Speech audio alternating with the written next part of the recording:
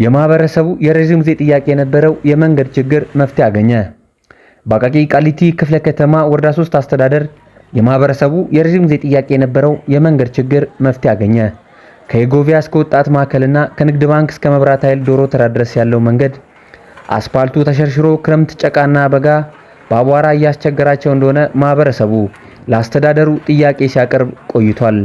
አሁን ላይ የመንገዱ ስራ መጀመሩ ተከትሎ መንግስት ለማህበረሰቡ ጥያቄ ምላሽ እየሰጠ መሆኑን ማሳያ እንደሆነ ተገልጿል።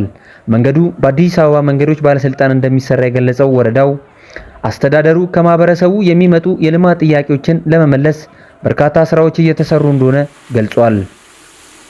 ስራው መጀመሩን አስመልክቶ ያነጋገርናቸው ነዋሪዎችና ነጋዴዎች እየተሰሩ ያሉ ስራዎች የብዙ ጊዜ ጥያቄዎቻችን እንደነበርና ምላሽ ስላገኙም በጣም ደስተኛ እንደሆኑ መግለጽ የገበያ ማዕከል እንደመሆኑ መጠን የመንገዱ መሰራት በጣም አስፈላጊ ነው ሲሉ ገልጸዋል።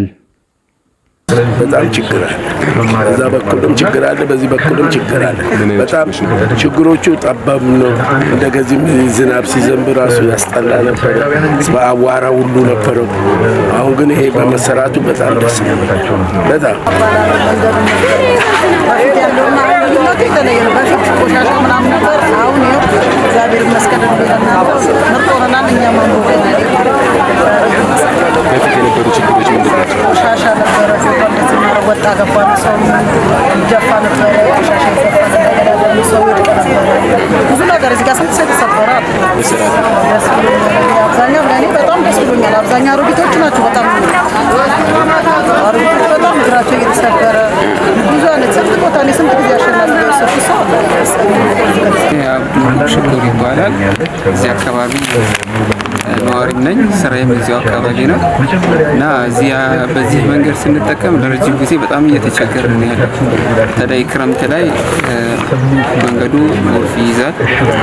ተሽከርካሪ በሚያልፍ ጊዜ በጣም ብዙ ፍንጣሪዎች፣ አቧራ አለ፣ ግጭትም ይፈጠራል እና ያ በጣም ብዙ ችግሮችን ያሳልፈናል።